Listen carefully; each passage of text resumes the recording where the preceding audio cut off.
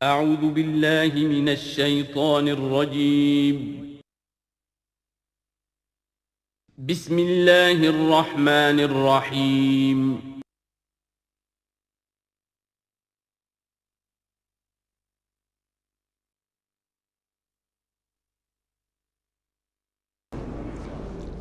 اما بعد فاعوذ باللہ من الشیطان الرجیم بسم اللہ الرحمن الرحیم لیس البر ان تولوا وجوہکم قبل المشرق والمغرب۔ یہ آیت قرآن مجید کی اس اعتبار سے عظیم ترین آیت ہے۔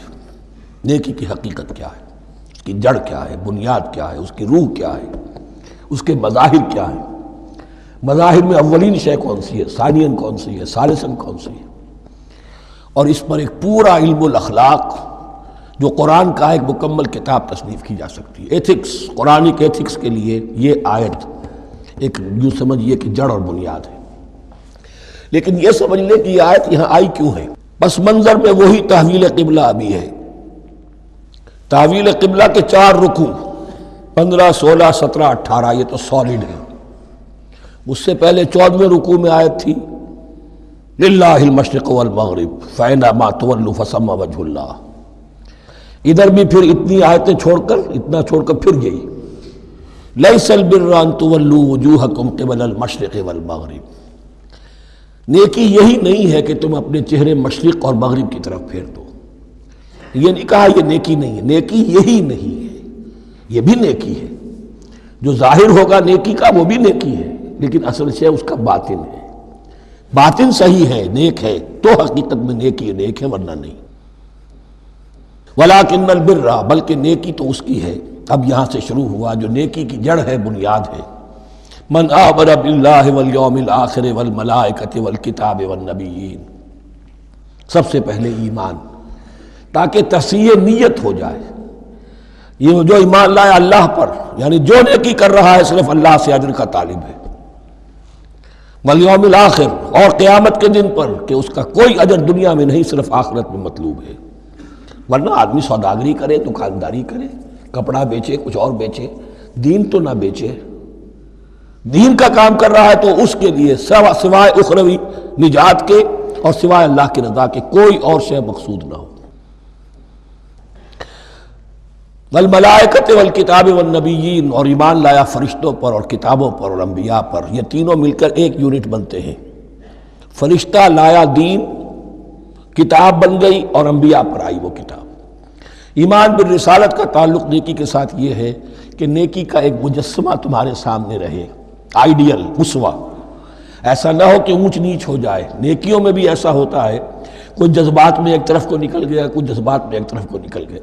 اس گمراہی سے بچنے کی ایک ہی شکل ہے کہ ایک مجسمہ مکمل، ایک اسوہ کاملہ سامنے ہو جس میں معتدل ہو تمام چیزیں، اور وہ ہمارے لیے اسوہ کاملہ محمد الرسول اللہ کی شخصیت ہے۔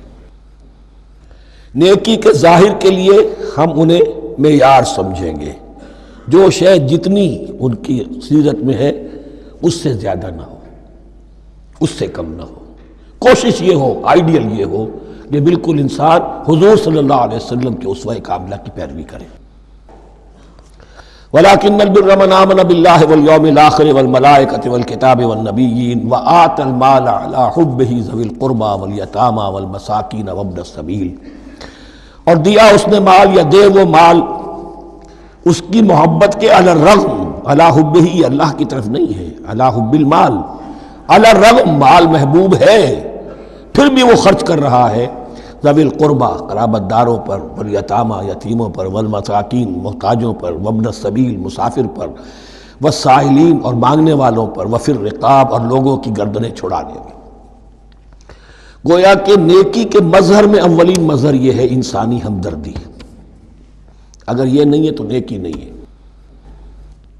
عبادات کے انبار لگے ہوں اور دل میں شقاوت ہو، انسان کو حاجت میں دیکھ کر دل نہ پسیجے، کسی کو تکلیف میں دیکھ کر تجوری کی طرف ہاتھ نہ بڑھے حالانکہ تجوری میں مال موجود ہو، تو وہ دین کی روح سے بالکل خالی ہے۔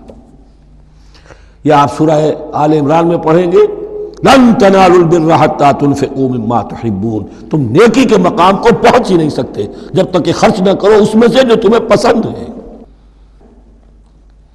جس سے طبیعت گھبرا گئی، اکتا گئی، کپڑے میں جو بوسیدہ ہو گئے وہ دے دیے، حاتم طائی کی قبر کو لات مار دی، وہ نہیں، جو شے پسند ہے اگر اس میں سے نہیں دیتے تو نیکی کو پہنچ بھی نہیں سکتے، تمہیں ہوا بھی نہیں لگے گی۔ وَأَقَامَ الصَّلَاةَ وَآتَى الزَّكَاةَ، دیکھیے نماز اور زکوٰۃ اب آ رہے ہیں، یہ ہے حکمت دین کہ ایک ہے روح دین، وہ ہے ایمان، اور جو اس کے مظاہر ہے، مظہر اول انسانی ہمدردی، نمبر دوم ہے پھر نماز اور زکوٰۃ، اور یہاں زکوٰۃ کو علیحدہ ذکر کیا ہے، اور اس آیت کا حضور نے حوالہ دیا، ان فی المال لحقا سوی الزکاۃ۔ دیکھو کچھ لوگوں نے سمجھا بس ہم نے زکوٰۃ نکال دی تو حق ادا ہو گیا پورا، بڑی بے وقوفی ہے، مال میں حق ہے زکوٰۃ کے سوا بھی۔ اور اب آپ نے یہ آیت پڑھی، دیکھو اس آیت میں کیا ہے، زکوٰۃ کا تذکرہ بعد میں ہو رہا ہے، وَآتَ الْمَالَ عَلَىٰ حُبِّهِ ذَوِي الْقُرْبَىٰ وَالْيَتَامَىٰ وَالْمَسَاكِينَ وَابْنَ السَّبِيلِ وَالسَّائِلِينَ وَفِي الرِّقَابِ وَأَقَامَ الصَّلَاةَ وَآتَى الزَّكَاةَ۔ اس کی کیا حکمت ہے کہ ایمان کو تر و تازہ رکھنے کے لیے نماز ہے، اقم الصلاۃ لذکری، اور انسانی ہمدردی میں مال خرچ کرنے کے جذبے کو پروان چڑھانے کے لیے، برقرار رکھنے کے لیے زکوٰۃ ہے۔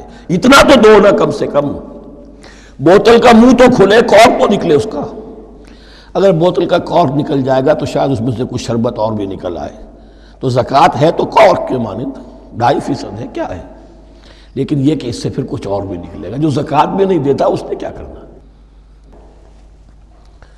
وَالْمُوفُونَ بِعَهْدِهِمْ إِذَا عَاهَدُوا، اور وہ کہ جو اپنے عہد کو پورا کرنے والے ہیں جب کوئی عہد کر لیں۔ سب سے بڑا عہد اللہ سے کیا، لست بربکم قالوا بلا، پھر عہد شریعت کا ہے کہ جو ہم نے کیا اللہ کے ساتھ، پھر آپس میں جو بھی معاہدے ہو جائیں، اور معاملات انسانی سارے کے سارے معاہدات کی شکل میں، شوہر اور بیوی کا معاملہ بھی ایک معاہدہ ہے، marriage is a social contract, شوہر کی ذمہ داریاں ہیں، اس کے فرائض ہیں، بیوی کی ذمہ داریاں اس کے فرائض ہیں، شوہر کے حقوق ہیں، بیوی کے حقوق ہیں، پھر جو بھی امپلائر امپلائی ریلیشن شپ ہے معاہدہ ہے، کانٹریکٹ ہے، جو ہمارا آپ کا پولیٹیکل سسٹم ہے وہ بھی معاہدوں کے اوپر مبنی ہے، بڑا بزنس جو ہے وہ کانٹریکٹ میں چلتا ہے۔ تو اگر ایک چیز پیدا ہو جائے کہ جو عہد کر لیا ہے اسے پورا کرنا ہے، تو ساری اسٹریم لائننگ ہو جائے گی تمام معاملات کی۔ وَالْمُوفُونَ بِعَهْدِهِمْ إِذَا عَاهَدُوا وَالصَّابِرِينَ فِي الْبَأْسَاءِ وَالضَّرَّاءِ وَحِينَ الْبَأْسِ، اور خاص طور پر صبر کرنے والے فقر و فاقہ میں، جنگ کی حالت میں اور تکلیف میں۔ یعنی ایک نیکی ہے بدھ مت کے بھکشوؤں کی نیکی، ایک نیکی یہ ہے، یہ نیکی باطل کو چیلنج کرتی ہے، یہ نیکی خانقاہوں تک محدود نہیں ہوتی، یہ نیکی صرف انفرادی سطح تک محدود نہیں رہتی، جو نیکی اللہ چاہتا ہے وہ یہ ہے کہ اب باطل کا سر کچلنے کے لیے میدان میں آؤ، اور جب باطل کا سر کچلنے کے لیے میدان میں آؤ گے تو خود بھی تکلیفیں اٹھانی پڑیں گی۔ صحابہ کرام کو بھی جانیں دینی پڑی ہیں، سینکڑوں صحابہ نے جام شہادت نوش کیا، تو آخری چوٹی کیا ہے، گویا کہ سمم بونم جس کو کہتے ہیں ایتھکس کے اندر، کہ اس نظریہ اخلاق میں سب سے اونچی منزل کون سی ہے، وہ سمم بونم جو ہے اسلام کا، وَالصَّابِرِينَ فِي الْبَأْسَاءِ وَالضَّرَّاءِ وَحِينَ الْبَأْسِ وَلَا تَقُولُوا لِمَنْ يُقْتَلُ فِي سَبِيلِ اللَّهِ أَمْوَاتٌ بَلْ أَحْيَاءٌ وَلَكِنْ لَا تَشْعُرُونَ، وہ آیت یاد کر لیجئے۔ اولئک الذین صدقوا، یہ ہیں لوگ جو سچے ہیں، دعوت و نیکوکاری کا بہت شوق ہے، یہ ہیں وہ لوگ کہ جو سچے ہیں، وَأُولَئِكَ هُمُ الْمُتَّقُونَ، اور یہی حقیقت میں متقی ہیں۔ تمہارے ذہنوں میں کوئی اور نقشے بیٹھے ہوئے ہیں، کوئی لباس ہے، وضاقتہ ہے، بس یہ بڑا متقی آدمی ہے، تقوی اس کا نام ہے۔ یعنی یہ پوری انسانی شخصیت کا ایک حیولہ ہے، ایک پوری انسانیت کا ایک فرد کا نقشہ کھینچ دیا گیا کیریکٹر کا، جس کے اندر روح ایمان اور خارج میں اس ترتیب کے ساتھ دین کی یہ تقاضے اور نیکی کے یہ مظاہر موجود ہیں۔ اللہم ربنا اجعلنا منہم، اللہم ربنا اجعلنا منہم۔ اب اس کے بعد کچھ وہی جو معاملات انسانی ہیں اس پر اب بحث، جیسا کہ میں نے کہا تھا کہ ایک لڑی ہے شریعت کی، معاملات کی، یہ تو بڑے بڑے پھول جو تھے آیت الآیات اور آیت البر، یا ایھا الذین آمنوا کتب علیکم القصاص فی القتلی، اہل ایمان تم پر لازم کر دیا گیا ہے مقتولوں کا بدلہ لینا۔ قتلہ قتیل کی جمع بھی ہے، اور مقتول سے یہ مصدر بھی ہو سکتا ہے کہ تمہارے لیے یعنی اس معاملے میں سہل انگاری صحیح نہیں ہے۔ انسانی تمدن کی جڑ کٹتی ہے جب کسی معاشرے کے اندر انسان کا خون بہانا عام ہو جائے، تمدن کی جڑ کٹ جائے گی، تو قصاص تم پر واجب ہے۔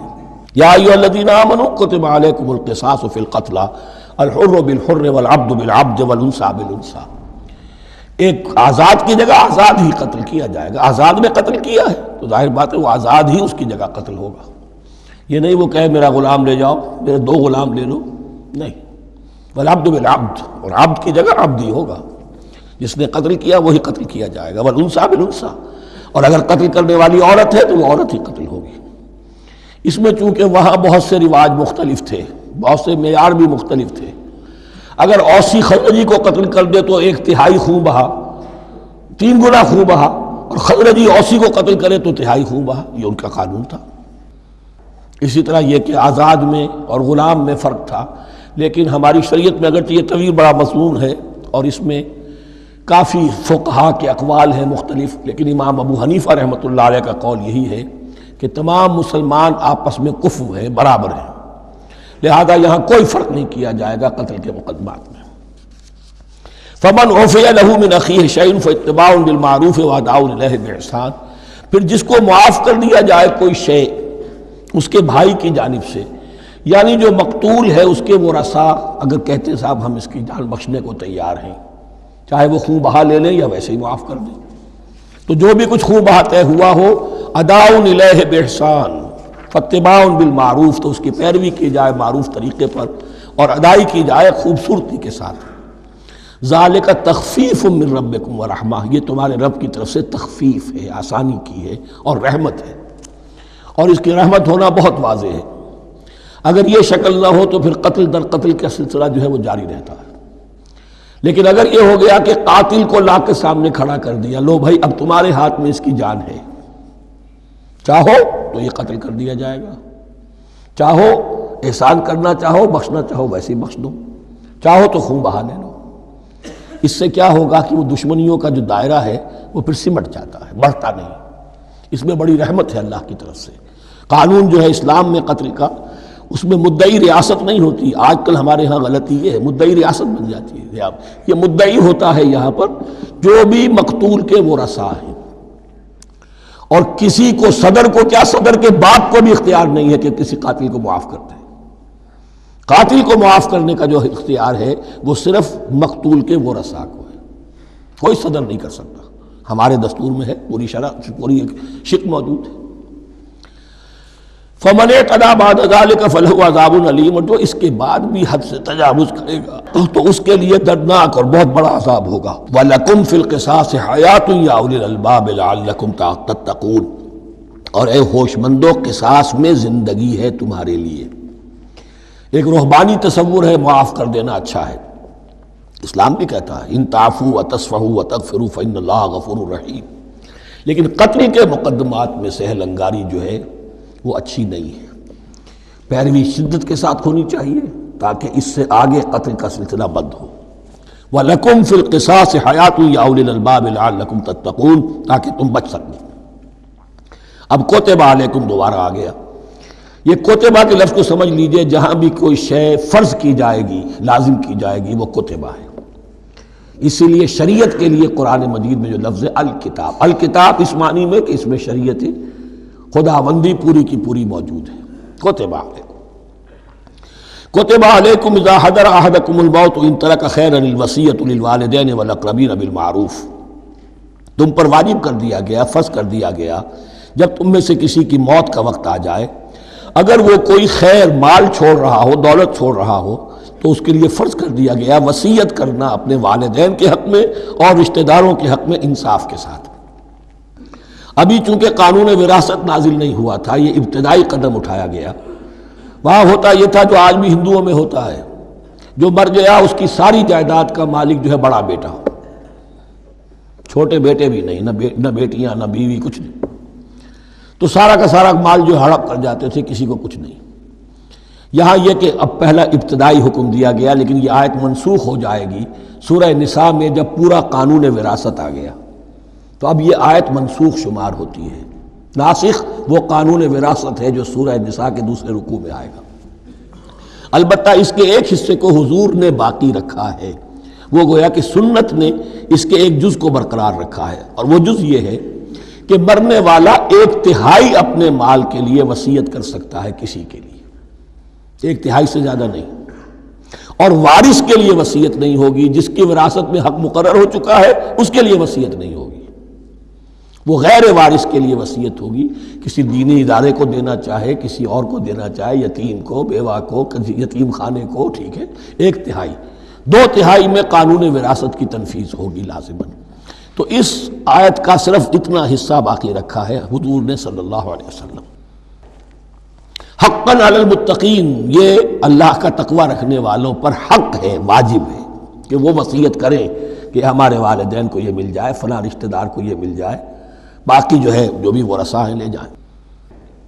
فمن بدلہ بعد ما سمعہ، تو جس نے بدل دیا اس وصیت کو اس کے بعد کہ اسے سنا تھا، فإنما اسمہ علی الذین یبدلونہ، تو اس کا بوجھ، اس کا گناہ انہی پر آئے گا جو تبدیل کرتے ہیں۔ جو وصیت کرنے والا تھا وہ بری ہے، اس نے صحیح وصیت کی تھی، جس نے بعد میں اس وصیت میں تحریف کی، تبدیلی کی، اس کا وبال، اس کا بوجھ انہی پر آئے گا۔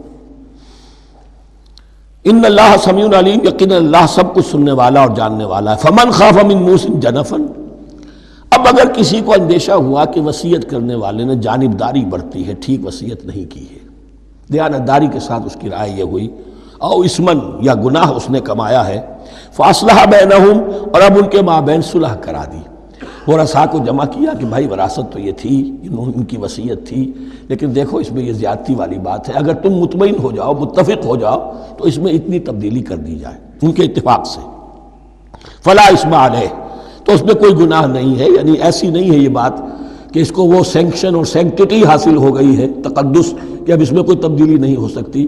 باہمی مشورے سے اور اچھے جذبے سے، اصلاح کے جذبے سے وصیت میں تغیر ہو سکتا ہے۔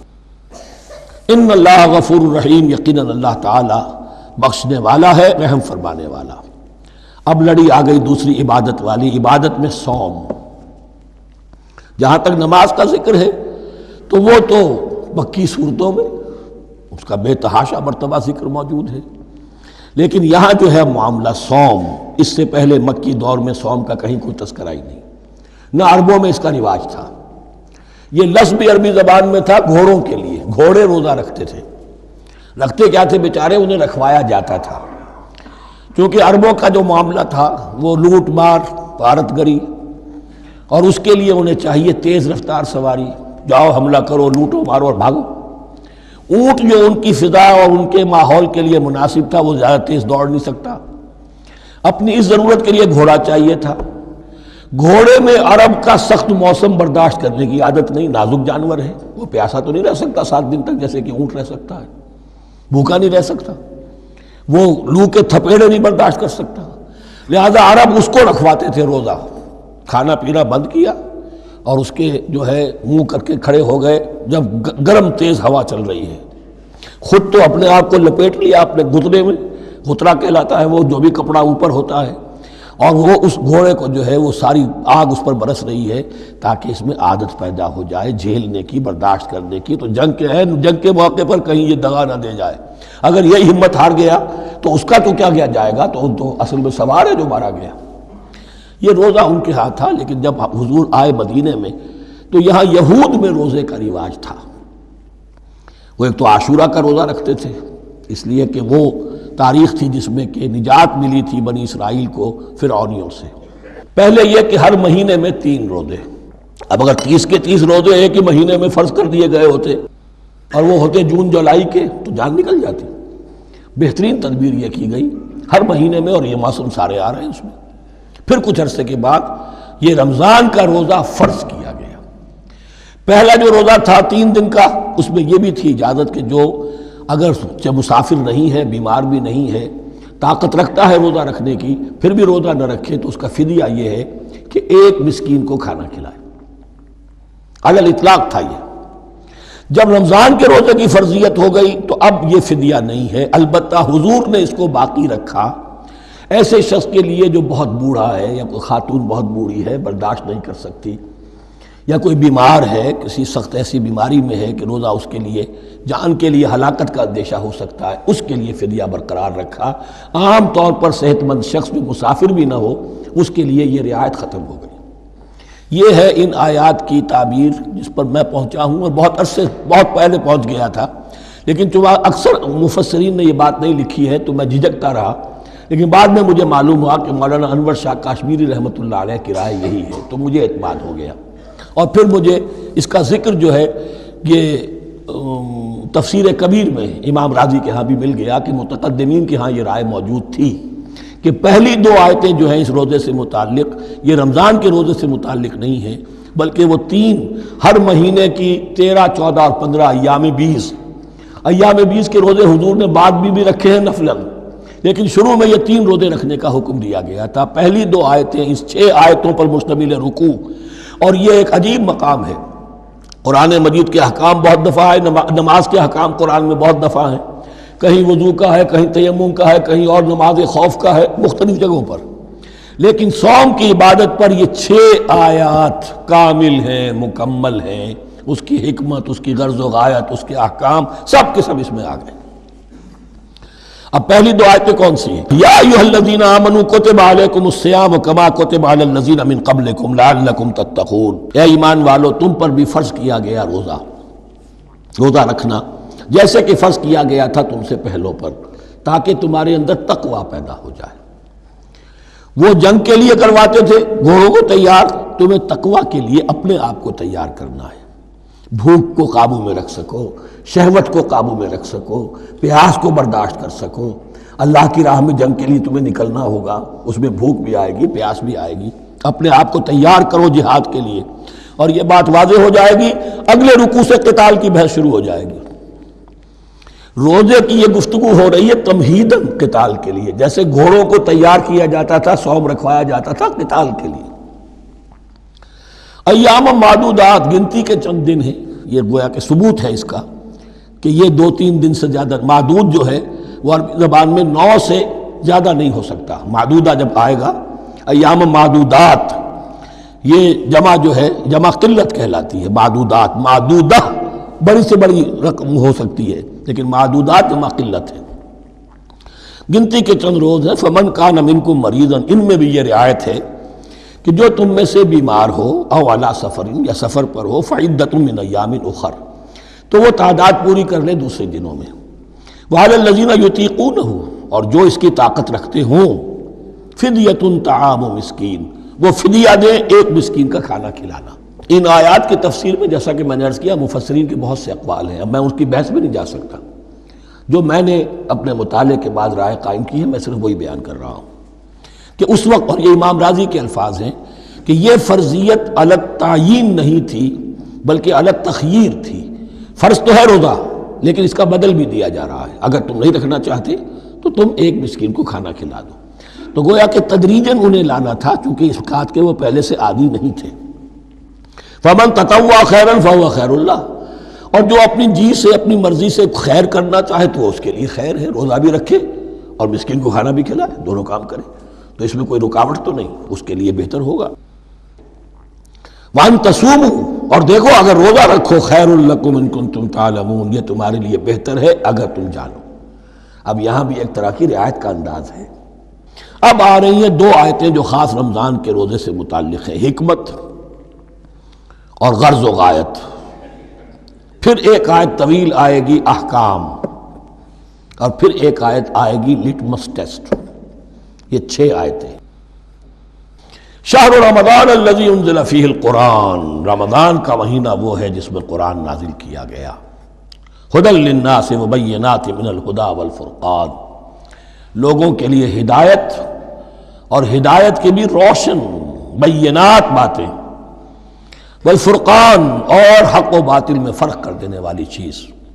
فمن شہد منکم الشہر، تو جو کوئی بھی پائے اس مہینے کو، یا جو شخص بھی مقیم ہو اس مہینے میں، مسافر نہ ہو، فلیصم، اس پر لازم ہے کہ روزہ رکھے۔ اس پر اب وہ وجوب علی التخییر ختم ہو گیا، اب وجوب علی التعیین، اب یہ لازم ہے، یہ رکھنا ہے۔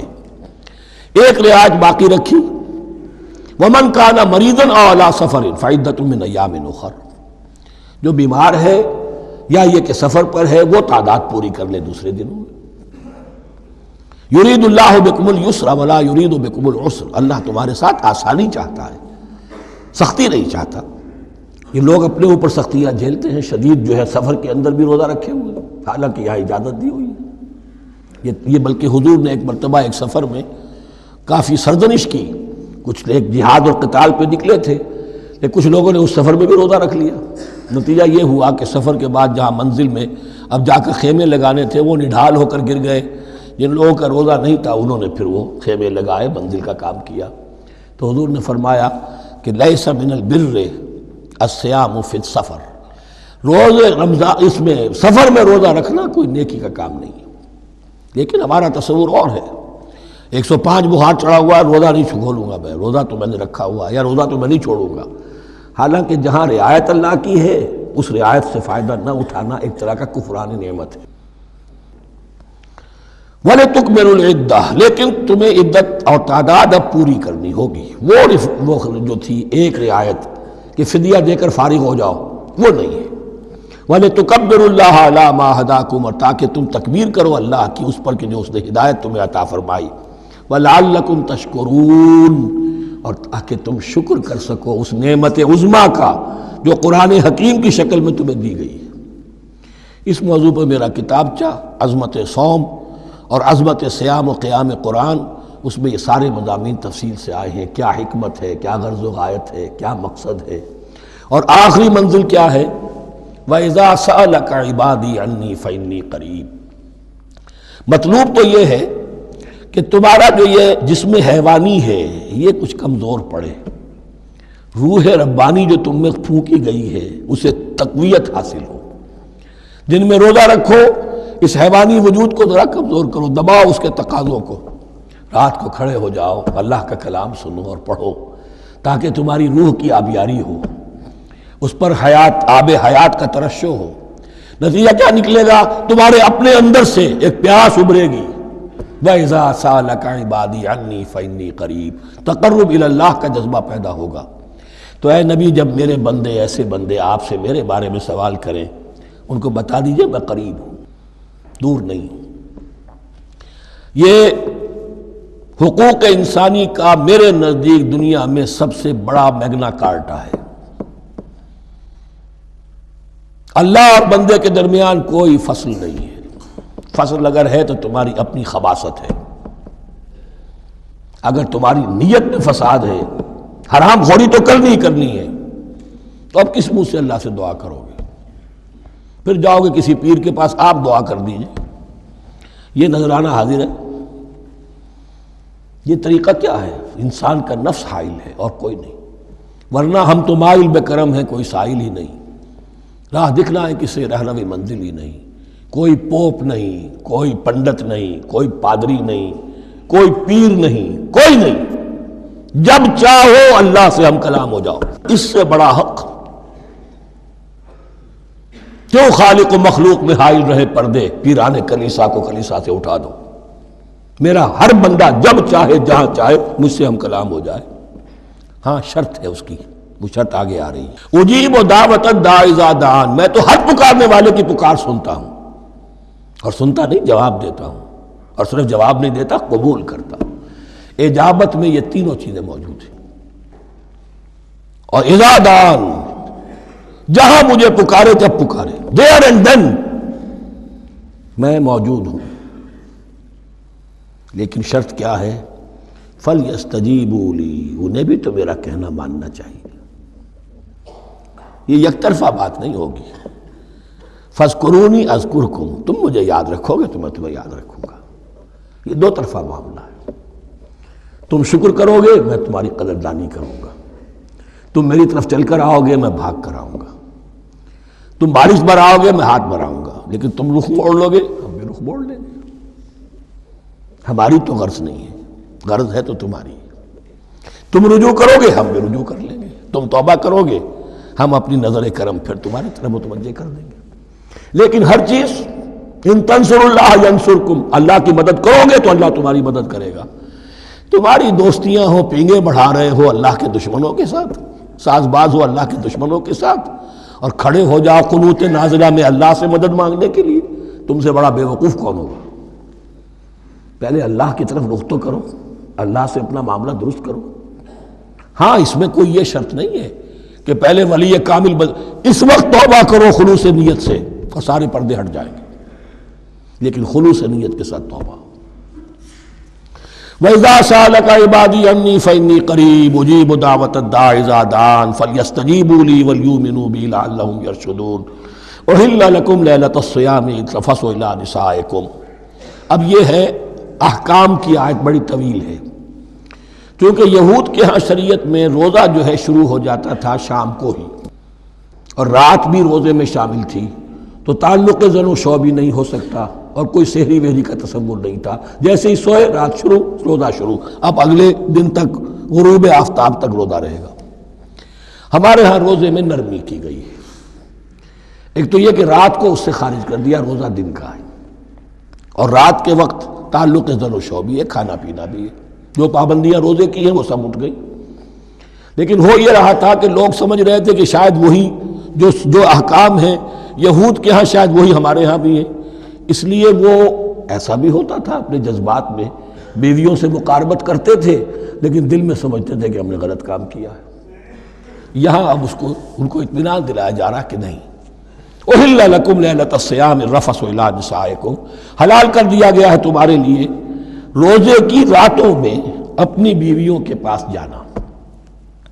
ہن لباس لکم وانتم لباس لہن، وہ پوشاک ہے تمہارے لیے، تم پوشاک ہو ان کے لیے۔ بڑا بلیغ کنایا ہے یہ، جیسے لباس میں اور جسم میں کوئی پردہ نہیں ہے، لباس ہی تو پردہ ہے نا، لباس میں اور جسم میں تو کوئی پردہ نہیں، ایسے ہی بیوی میں اور شوہر میں کوئی پردہ نہیں۔ ہن لباس لکم وانتم لباس لہن۔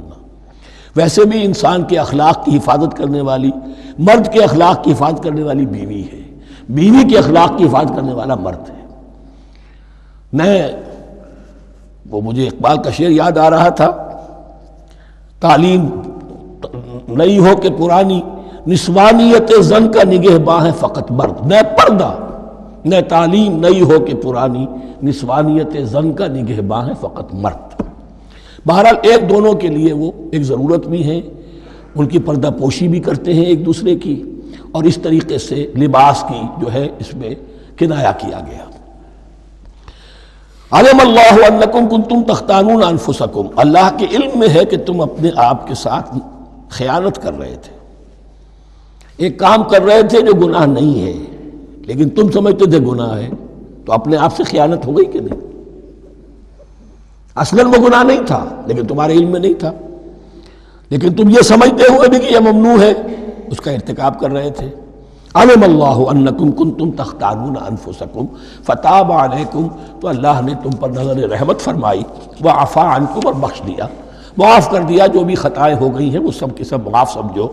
فالآن باشروہن، اب ان کے ساتھ جو بھی تعلق زد و شے ہے وہ قائم کرو۔ وابتغوا ما کتب اللہ لکم، اور تلاش کرو، حاصل کرو جو کچھ اللہ نے تمہارے لیے لکھ دیا ہے۔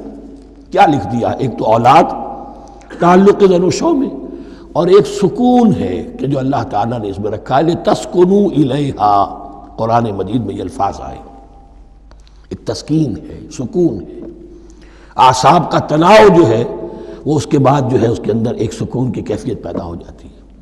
اور یہی اس میں حکمت ہے کہ حضور اپنے ہر سفر میں ہم ایک زوجہ محترمہ کو ضرور ساتھ رکھتے تھے، اس لیے کہ قائد کو، سپہ سالار کو کسی وقت بڑی ایسی یعنی پریشان کن صورتحال میں فیصلے کرنے پڑتے ہیں، جذبات پر دباؤ ہوتا ہے اور اعصاب پر دباؤ ہوتا ہے، تو ساتھ اگر کوئی اہلیہ بھی موجود ہو تو اس میں، اور اس کے بہترین مواقع سیرت میں آئے ہیں، وہ پھر کسی وقت میں بیان کروں گا۔ وَابْتَغُوا مَا كَتَبَ اللَّهُ لَكُمْ وَكُلُوا وَاشْرَبُوا حَتَّى يَتَبَيَّنَ لَكُمُ الْخَيْطُ الْأَبْيَضُ مِنَ الْخَيْطِ الْأَسْوَدِ مِنَ الْفَجْرِ، اور کھاؤ اور پیو یہاں تک کہ واضح ہو جائے تمہارے لیے سفید دھاری فجر کی سیاہ دھاری سے، یعنی یہ پاؤں پھٹنے کے لیے استعارہ ہے کہ جب سفیدہ نمایاں ہوتا ہے ایک لکیر کی طرح، پاؤں پھٹ گئی، اس وقت تک کھانے پینے کی چھوٹ ہے، سحری جو ہے آپ کر سکتے ہیں، بلکہ کلو واشربو، کھاؤ اور پیو، اور اس کی حدیث میں تاکید آئی ہے، اور یہ بھی فرمایا ہمارے اور یہود کے روزے کے مابین سحری جو ہے وہ فرق ہے۔ تسحروا فإن فی السحور برکہ، سحری ضرور کیا کرو اس لیے کہ سحری میں برکت ہے۔ ثم اتموا الصیام الی اللیل، پھر رات تک روزے کو پورا کرو۔ اب رات تک میں اکثر فقہا کے نزدیک غروب آفتاب مراد ہے، اہل تشیع اس سے ذرا آگے جاتے ہیں کہ رات کا لفظ آیا ہے تو ذرا اور غروب آفتاب پر چند منٹ گزر جائے، لیکن ہمارے اہل سنت کے ہاں غروب آفتاب جو ہے وہی گویا کہ یہ اس کی غایت ہے۔ وَلَا تُبَاشِرُوهُنَّ وَأَنْتُمْ عَاكِفُونَ فِي الْمَسَاجِدِ، لیکن یہ رعایت جو تمہیں دی جا رہی ہے اس میں ایک استثناء ہے، جب تم معتکف ہو مسجدوں میں تو پھر اپنی بیویوں سے کوئی تعلق قائم نہ کرو۔ وَلَا تُبَاشِرُوهُنَّ، مت ان سے مباشرت کرو، وَأَنْتُمْ عَاكِفُونَ فِي الْمَسَاجِدِ، جبکہ تم مسجدوں میں اعتکاف میں ہو، آخری عشرے میں جو اعتکاف ہوتا ہے۔ تِلْكَ حُدُودُ اللَّهِ فَلَا تَقْرَبُوهَا، یہ اللہ کی حدود ہے، ان کے قریب مت جاؤ۔ بعض جگہ پر آتا ہے فلا تعتدوها، ان حدود کو عبور نہ کرو، ان سے تجاوز نہ کرو۔ تو حرام تو یہی شے ہوگی کہ حدود سے تجاوز کیا جائے، لیکن احتیاط اس میں ہے to keep at a safe distance, ذرا دور رہو۔ آخری حد تک چلے جاؤ گے تو اندیشہ ہے کہ کہیں اس حد کو کراس نہ کر جاؤ۔ فلا تقربوها، اللہ کے حدود سے ذرا ایک سیف ڈسٹینس کے اوپر رہنا ضروری ہے۔ کذالک یبین اللہ آیاتہ للناس، اسی طرح اللہ تعالیٰ واضح کرتا ہے اپنی نشانیاں لوگوں کے لیے، لعلہم یتقون، تاکہ وہ تقوی کی روش اختیار کر سکیں، بچ سکیں۔ اب وہ لٹمس ٹیسٹ والی آیت آ گئی، تقوی کا ٹیسٹ کیا ہے؟ روزہ اس لیے فرض کیا کہ تقوی پیدا ہو جائے، یہ سارے احکام تمہیں دیے جا رہے ہیں تاکہ تمہیں تقوی پیدا ہو جائے۔ ٹیسٹ کیا ہے؟ تقوی کا لٹمس ٹیسٹ عقل حلال، یہ نہیں ہے کوئی نیکی نہیں۔ وَلَا تَأْكُلُوا أَمْوَالَكُمْ بَيْنَكُمْ بِالْبَاطِلِ، اپنے مال آپس میں باطل طریقوں سے ہڑپ نہ کرو۔ وَتُدْلُوا بِهَا إِلَى الْحُكَّامِ، اور اپنے مال کو ذریعہ نہ بناؤ حکام تک پہنچنے کا۔ لِتَأْكُلُوا فَرِيقًا مِنْ أَمْوَالِ النَّاسِ بِالْإِثْمِ، تاکہ تم لوگوں کے مال کو ہڑپ کر سکو گناہ کے ساتھ، وَأَنْتُمْ تَعْلَمُونَ، اور تم اس کو جانتے بوجھتے کر رہے ہو۔ جو شخص اس معیار سے تو اس سے باز آ گیا وہ ہے متقی۔ یہ لسٹمس ٹیسٹ ہے، ورنہ نمازوں کی تعداد، روزوں کی تعداد اور حرام کھانا تو تقوی نہیں۔ یہ میں حیران ہوتا ہوں کہ اب اس پر کبھی غور نہیں کیا ہے لوگوں نے کہ یہ آیت کہاں سے آ گئی درمیان میں۔ روزے کے احکام اور اس کے بعد قتال کے احکام بھی شروع ہوں گے، حج کے احکام شروع ہوں گے، یہ بیچ میں آیت۔ واقعہ یہ ہے کہ جیسے روزے کی حکمت کا نقطہ عروج کیا ہے، وَإِذَا سَأَلَكَ عِبَادِي عَنِّي فَإِنِّي قَرِيبٌ، روح انسانی میں ایک طلب پیدا ہو جائے تقرب اللہ کی۔ اسی طرح احکام صوم میں جو کلائمیکس ہے وہ یہ ہے، وَلَا تَأْكُلُوا أَمْوَالَكُمْ بَيْنَكُمْ بِالْبَاطِلِ وَتُدْلُوا بِهَا إِلَى الْحُكَّامِ لِتَأْكُلُوا فَرِيقًا مِنْ أَمْوَالِ النَّاسِ بِالْإِثْمِ وَأَنْتُمْ تَعْلَمُونَ۔ يَسْأَلُونَكَ عَنِ الْأَهِلَّةِ، اے نبی آپ سے پوچھ رہے ہیں چاند کی گھٹتی بڑھتی صورتوں کے بارے میں۔ قُلْ هِيَ مَوَاقِيتُ لِلنَّاسِ وَالْحَجِّ، کہہ دیجئے یہ لوگوں کے لیے ایک اوقات کا تعین ہے، کیلنڈر ہے، اور حج کے لیے۔ اب دیکھو آپ کو معلوم ہے کہ یہ اللہ تعالیٰ نے کیلنڈر لٹکا دیا ہے، معلوم ہو گیا یہ چاند پہلی تاریخ ہو گئی، کچھ دنوں کے بعد آپ نے دیکھا معلوم ہوتا ہے کہ اب ایک ہفتہ گزر گیا ہے، آدھا چاند ہو گیا ہے، 2 ہفتے ہو گئے، پورا چاند ہو گیا ہے، پھر نے گھٹنا شروع کیا۔ تو یہ گویا کہ لوگوں کے لیے اوقات کار کی تعین کے لیے، اور خاص طور پر سب سے اہم شے حج۔ اور یہ نوٹ کیجئے، صوم کے بعد حج، اور حج کے ساتھ قتال۔ حج وہ عبادت ہے جو ایک خاص جگہ پر ہو سکتی ہے، نماز ہر جگہ ہو سکتی ہے، روزہ ہر جگہ ہو سکتا ہے، عبادت اور ہر جگہ ہو سکتی ہے، اور زکوٰۃ ہر جگہ دی جا سکتی، حج تو وہی ہوگا۔ اور وہ تھا اس وقت زیر تسلط مشرکین کے، اور مشرکین کے تسلط سے نکالنے کے لیے قتال لازم تھا۔ اس قتال کے لیے صبر پہلے پیدا ہونا ضروری ہے۔ جو گھوڑوں کو روزہ رکھواتے تھے پہلے خود روزہ رکھو، یہ ترتیب ہے، ربط ہے۔ صوم کے احکام فوراً حج اور قتال کے احکام۔ یسألونک عن الأہلة قل ہی مواقیت للناس والحج ولیس البر بأن تأتوا البیوت من ظہورها ولکن البر من اتقى، اور یہ کوئی نیکی نہیں ہے کہ تم گھروں میں ان کی پشت پر سے داخل ہو، بلکہ نیکی تو اس کی ہے جس میں تقوی ہے۔ یہ اصل میں ان کے ہاں ایک رواج تھا، کیونکہ حج تو ہو رہا تھا ایام جاہلیت میں بھی، اس کے مناسک کی بگڑی ہوئی شکلیں بھی موجود تھیں، کچھ ترمیمیں انہوں نے کر دی تھی، لیکن حج تو تھا ان کا۔ وہ یہ کرتے تھے جب گھر سے مکے سے نکل گئے احرام باندھ کر، اب اگر کسی ضرورت سے گھر واپس جانا پڑ گیا تو سمجھتے تھے کہ احرام باندھ کر نکل آئے ہیں، اب دروازے سے تو نہیں جا سکتے، گھسیں گے کہیں پیچھے سے کہیں اوپر سے پھاند کر دیوار آئیں گے، اور اسے سمجھتے تھے بڑا تقویٰ ہے یہ۔ فرمایا یہ کوئی نیکی کی بات نہیں، یہ سرے سے نیکی نہیں۔ ولیس البر، یہ ہرگز نیکی نہیں ہے ان تأتوا البیوت من ظہورها کہ تم ان کے تم گھروں میں داخل ہو ان کے پچھواڑے سے، ولکن البر من اتقى۔ اب یہاں اس پوری آیت کو ذہن میں رکھ لیجئے، آیت البر کے آخر میں لفظ تھا اولئک هم المتقون ولکن البر من اتقى، گویا کہ وہ پورا تصور جو ہے یہاں پر جو آیا بر میں آ چکا ہے، اس کو اس لفظ کے حوالے سے اس پورے تصور کو پھر آپ کے ذہن میں تازہ کر دیا۔ وَأْتُوا الْبُيُوتَ مِنْ أَبْوَابِهَا، گھروں میں داخل ہو ان کے دروازوں سے، وَاتَّقُوا اللَّهَ لَعَلَّكُمْ تُفْلِحُونَ، اور اللہ کا تقوی اختیار کرو تاکہ تم فلاح پاؤ۔ وَقَاتِلُوا فِي سَبِيلِ اللَّهِ الَّذِينَ يُقَاتِلُونَكُمْ، لیجئے قتال آ گیا۔ اب یہ تیسری کڑی آ گئی نا، ایک لڑی عبادات کی، ایک لڑی معاملات کی، ایک لڑی انفاق کی، ایک لڑی قتال کی، یہ چوتھی کڑی ہے۔ وَقَاتِلُوا فِي سَبِيلِ اللَّهِ الَّذِينَ يُقَاتِلُونَ، اللہ قتال کرو اللہ کی راہ میں ان سے جو تم سے قتال کر رہے ہیں۔ وَلَا تَعْتَدُوا، لیکن حد سے تجاوز نہ کرو۔ ان اللہ لا يحب المعتدین، اللہ تعالی حد سے تجاوز کرنے والوں کو پسند نہیں کرتا۔ وَاقْتُلُوهُمْ حَيْثُ ثَقِفْتُمُوهُمْ، انہیں قتل کرو جہاں بھی پاؤ۔ وَأَخْرِجُوهُمْ مِنْ حَيْثُ أَخْرَجُوكُمْ، اور نکالو انہیں وہاں سے جہاں سے انہوں نے تمہیں نکالا ہے۔ مہاجرین کہاں سے نکالے گئے تھے؟ مکے سے۔ محمد الرسول اللہ پر وہاں پر حیات تنگ کر دی گئی تھی، قافیہ تنگ کر دیا گیا تھا، تبھی تو آپ نے ہجرت کی۔ نکالو انہیں وہاں سے جہاں سے انہوں نے تمہیں نکالا ہے۔ والفتنة اشد من القتل، اور یہ خیال نہ رہے کہ قتل اور خون ریزی جو ہے تو بری بات ہے، فتنہ اس سے بھی زیادہ بری بات ہے۔ فتنہ کیا ہے؟ ایسے حالات جن میں کہ انسان اللہ خدائے واحد کی بندگی نہ کر سکے، اسے غلط کاموں پر مجبور کیا جائے، حرام خوری پر مجبور ہو گیا ہو، یہ سارے حالات فتنہ ہیں۔ تو قتل اور خون ریزی اتنی بری شے نہیں ہے جتنی فتنہ۔ والفتنة اشد من القتل ولا تقاتلوهم عند المسجد الحرام حتى يقاتلوكم فيه، ہاں مسجد حرام وہ چونکہ اسے تو امن کی جگہ بنا دیا گیا ہے، ان سے جنگ مت کرو مسجد حرام کے پاس جو بھی حرم کا علاقہ ہے، حتیٰ یقاتلوکم، یہاں تک کہ وہ خود تم سے قتال کریں اس میں۔ فَإِن قَاتَلُوكُمْ، پھر اگر وہ تم سے قتال کرتے ہیں، جنگ کرتے ہیں، فَاقْتُلُوهُمْ، تو قتل کرو انہیں۔ كَذَلِكَ جَزَاءُ الْكَافِرِينَ، یہی بدلہ ہے کافروں کا۔ وَفَإِنِ انْتَهَوْا فَإِنَّ اللَّهَ غَفُورٌ رَحِيمٌ، اگر وہ باز آ جائے تو اللہ غفور اور رحیم ہے۔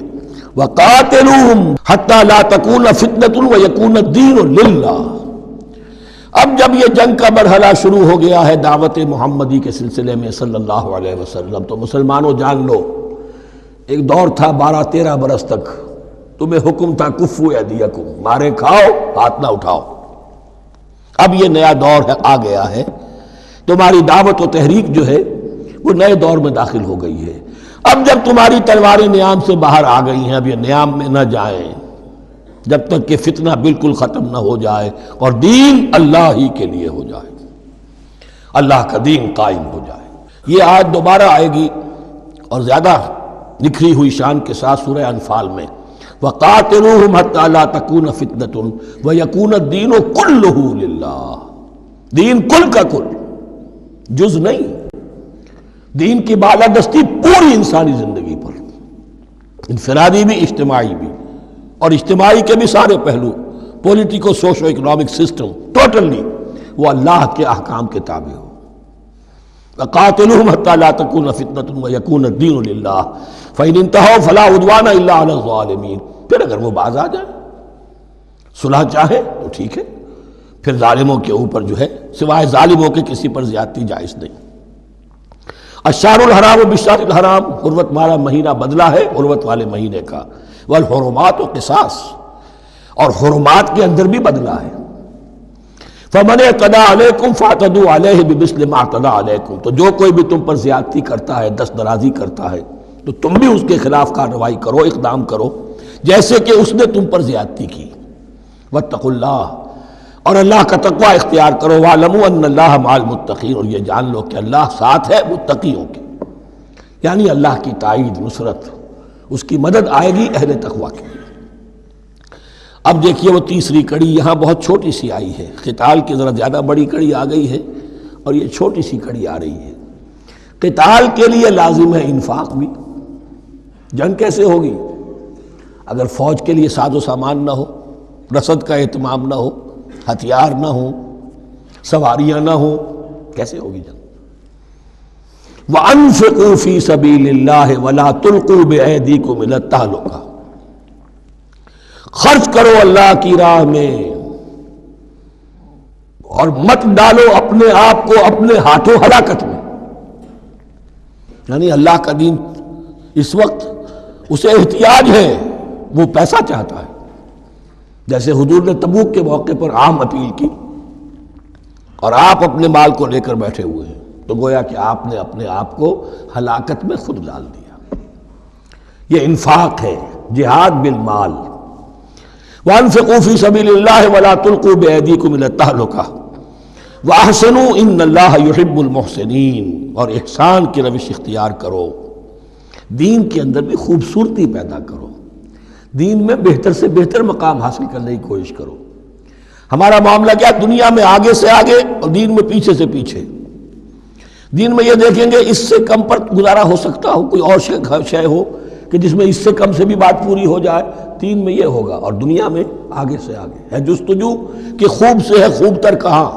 تو اگر یہ جستجو دنیا میں ہے، اس سے بڑھ کر دین میں ہونی چاہیے۔ فاستبقوا الخیرات، نیکیوں میں ایک دوسرے پر بازی لے جانے کی کوشش کرو۔ وَأَنفِقُوا فِي سَبِيلِ اللَّهِ وَلَا تُلْقُوا بِأَيْدِيكُمْ إِلَى التَّهْلُكَةِ وَأَحْسِنُوا، اور احسان کی روش اختیار کرو۔ ان اللہ یحب المحسنین، یقیناً اللہ تعالی محسنین کو، ان لوگوں کو کہ جو درجہ احسان پر فائز ہو جائیں، محبت کرتا ہے، انہیں پسند کرتا ہے۔ یہ حدیث جبرائیل اگر ذہن میں ہو تو 3 درجے ہیں، جیسے میں نے آج بتایا آپ کو، وَنَحْنُ لَهُ مُسْلِمُونَ وَنَحْنُ لَهُ عَابِدُونَ وَنَحْنُ لَهُ مُخْلِصُونَ۔ 3 درجے دوسرے ہیں، اسلام، ایمان، احسان۔ اخبرنی عن الاسلام، اخبرنی عن الایمان، اخبرنی عن الاحسان۔ احسان کیا ہے؟ ان تعبد اللہ کانک تراہ فإن لم تکن تراہ فإنہ یراک۔ یہ سارے کام جو دین کے لیے کیے جا رہے ہوں، عبادت ہے، جہاد ہے، قتال ہے، ایسی کیفیت میں، ایسے اخلاص کے ساتھ، گویا کہ تم اپنی آنکھوں سے اللہ کو دیکھ رہے ہو، اور اگر تم اللہ کو نہیں دیکھ رہے تو کم سے کم یہ کیفیت تو تمہاری ہو جائے کہ تمہیں مستحضر رہے کہ اللہ تمہیں دیکھ رہا ہے۔ یہ احسان ہے۔ وَأَحْسِنُوا، عام طور پر اس کا ترجمہ اس انداز میں نہیں کیا گیا ہے، اس کو اچھی طرح سمجھ لیجئے، ویسے یہ مضمون کھل کر آئے گا سورہ مائدہ میں۔ ان اللہ یحب المحسنین، یقیناً اللہ تعالیٰ محسنین کو پسند کرتا ہے۔ وَأَتِمُّوا الْحَجَّ وَالْعُمْرَةَ لِلَّهِ، اور حج اور عمرہ مکمل کرو اللہ کے لیے۔ جو عمرے کے لیے احرام تو باندھ لیا جائے گا مدینے سے 7 میل باہر نکل کر ہی، حج مکمل تو ہوگا جب طواف بھی ہوگا، وقوف عرفہ بھی ہوگا، سارے اس کے جو بھی مناسک ادا کیے جائیں گے، لیکن یہ کہ جو شخص بھی نیت کر لے حج کی یا عمرے کی تو پھر اسے مناسب کو مکمل کرنا چاہیے، کوئی کمی نہ رہے۔ فَإِنْ أُحْصِرْتُمْ، اگر تمہیں گھیر لیا جائے، روک دیا جائے، جیسے کہ سن 6 میں ہو گیا، صلح حدیبیہ کرنی پڑی، مشرکین مکہ اڑ گئے، نہیں داخل ہونے دیں گے۔ اگر تمہارا گھیراؤ ہو جائے، فَمَسْتَيْسَرَ مِنَ الْهَدْيِ، تو جو بھی تم قربانی پیش کر سکو پیش کر دو۔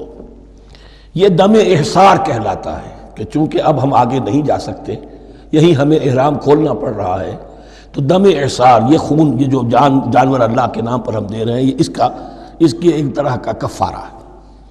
وَلَا تَحْلِقُوا رُؤُوسَكُمْ حَتَّى يَبْلُغَ الْهَدْيُ مَحِلَّهُ، اور اپنے سر اس وقت تک نہ مونڈو جب تک کہ وہ ہدی کا جانور جو ہے وہ محل تک، یعنی جو بیت الماء جہاں پر جا کر ذبح ہونا ہے وہاں پہنچ نہ جائے۔ جانور تو آپ نے بھیج دیے اور وہ رکاوٹ نہیں ڈالیں گے، اس لیے کہ ان کا گوشت تو ان کو کھانے کو ملے گا، لہذا جانور، لیکن یہ اندازہ کر لو کہ اب اتنا وقت گزر گیا ہے کہ وہ ہدی قربانی کا جانور جو ہے وہ پہنچ گیا ہوگا، ہدیم بالغ الکعبہ، وہ وہاں پر اس کی اپنے مقام پر پہنچ گیا۔ فمن کان منکم مریضا او بہ اذی من راسہ، تو جو کوئی بھی تم میں سے ہو بیمار یا اس کے سر میں کوئی تکلیف ہو، کوئی زخم ہو، اور اس کی وجہ سے یہ ہے کہ وہ حجامت کرانی ضروری ہو جائے، بال کاٹنے ضروری ہو جائیں، ففدیۃ من صیام او صدقۃ او نسک، تو پھر فدیہ دینا پڑے گا۔ اگر اس ہدی کے جانور کے کعبے تک پہنچنے سے پہلے تمہیں اپنے بال کاٹنے پڑے، حجامت کرانی پڑی، تو فدیہ ہوگا۔ یہ جو ہے دم جنایت کہلاتا ہے، یعنی ایک جو کمی رہ گئی ہے اس کی تلافی کے لیے۔ وہ سیام بھی ہے، روزے 3 دن کے، او صدقۃ او نسک، یا پھر یہ ہے کہ کوئی قربانی ہے، ایک جانور قربان کیا جائے، دم جنایت اس کو کہتے ہیں، یا صدقہ کیا جائے، 6 افراد کو کھانا کھلایا جائے۔ فَإِذَا أَمِنْتُمْ، پھر جب تمہیں امن حاصل ہو اور تم سیدھے جا سکتے ہو، بیت اللہ پہنچ سکتے ہو، فَمَنْ تَمَتَّعَ بِالْعُمْرَةِ إِلَى الْحَجِّ فَمَا اسْتَيْسَرَ مِنَ الْهَدْيِ، تو جو کوئی بھی فائدہ اٹھائے عمرے سے، حج سے قبل، فَمَا اسْتَيْسَرَ مِنَ الْهَدْيِ، تو وہ ایک اور قربانی پیش کرے جو بھی اسے میسر ہو۔ اب یہ سمجھ لیجئے کہ حضور کی بعثت سے پہلے عرب میں رواج یہ تھا کہ ایک سفر میں حج بھی کرنا، عمرہ بھی کرنا ان کے نزدیک حرام تھا، یہ توہین تھی کعبے کی۔ حج کے لیے 3 مہینے، شوال، ذوالقعدہ، ذی الحج، اور رجب کا مہینہ ان کے ہاں طے تھا عمرے کے لیے۔ عمرے کے لیے علیحدہ سفر کرو، اس کے لیے علیحدہ سفر کرو۔ لیکن شریعت محمدی میں جو آسانیاں کی گئی ہیں وہ یہ ہیں کہ ایک شخص، اور چونکہ اس ملت کو پھیلنا تھا بہت طویل علاقے پر، لوگوں کے لیے سفر آسان تو نہیں تھا، تو آپ ایسا کر سکتے ہیں کہ آپ جائیں اور عمرہ بھی کر لیں، حج بھی کر لیں۔ ایک شکل یہ ہے کہ عمرہ کیا، احرام کھول دیا، اور پھر حج کا وقت آیا 8ویں ذی الحج کو، تو پھر احرام باندھا، وہ حج کا احرام ہو گیا، اسے کہتے ہیں تمتع۔ ایک یہ ہے کہ حج کے لیے احرام باندھا تھا، جاتے ہی عمرہ بھی کر لیا لیکن احرام کھولا نہیں، اسی احرام میں جاری رکھ کر اسے، اور اسی میں حج بھی کر لیا، یہ قران کہلاتا ہے، جمع کر دیا ایک ہی احرام میں عمرے کو بھی اور حج کو بھی۔ ایک افراد کہلاتا ہے، بس ایک کے لیے صرف حج کا معاملہ ہو شروع سے۔ تو یہاں تمتع کی جو ہمیں اجازت دی گئی ہے اس کے لیے، جسے دم شکر کہتے ہیں حضرت امام ابو حنیفہ، یہ شکرانہ ہے کہ ہم ایک قربانی دیں۔ لیکن امام شافعی کے نزدیک یہ بھی دم جنایت ہے، یہ بھی جبر ہے، چنانچہ امام ابو حنیفہ کے نزدیک یہ قربانی جو دی جاتی ہے اس کا گوشت قربانی دینے والا بھی کھا سکتا ہے 1/3 کے درجے میں، لیکن امام شافعی کے نزدیک نہیں، یہ ایک صدقے کے اور اس کے دم جنایت کے قریب کی شے ہے، اس کا گوشت جو ہے قربانی دینے والا خود نہیں کھا سکتا۔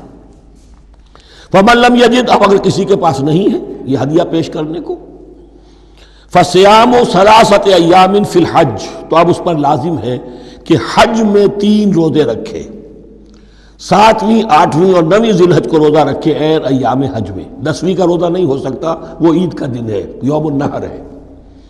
وَسَبْعَةٍ إِذَا رَجَعْتُمْ، اور 7 روزے رکھو جبکہ تم واپس چلے جاؤ، اپنے گھروں میں جا کر 7 روزے رکھو۔ تِلْکَ عَشَرَةٌ کاملہ، یہ 10 روزے ہوں گے مکمل۔ ذَلِكَ لِمَن لَّمْ يَكُنْ أَهْلُهُ حَاضِرِ الْمَسْجِدِ الْحَرَامِ، لیکن یہ رعایت کہ حج اور عمرہ ایک ہی سفر میں کر لیا جائے اور ایک ہی احرام میں کر لیا جائے یا 2 احراموں میں کیا جائے، یا یہ کہ ان دونوں کو جمع کرنے کی شکل جو ہے، یہ ایک رعایت ہے کن کے لیے؟ ذَلِكَ لِمَن لَّمْ يَكُنْ أَهْلُهُ حَاضِرِ الْمَسْجِدِ الْحَرَامِ، جس کے اہل و عیال مسجد حرام کے قریب نہیں رہتے، دور سے آ رہے ہیں، تو ظاہر بات ہے کہ ان کے لیے رعایت ہوگی۔ واتقوا اللہ، اللہ کا تقوی اختیار کرو، وَاعْلَمُوا، اور جان لو، ان اللہ شدید العقاب، یقیناً اللہ تعالیٰ سزا دینے میں بھی بہت سخت ہے۔ بارک اللہ لی ولکم فی القرآن العظیم ونفعنی وإیاکم بالآیات۔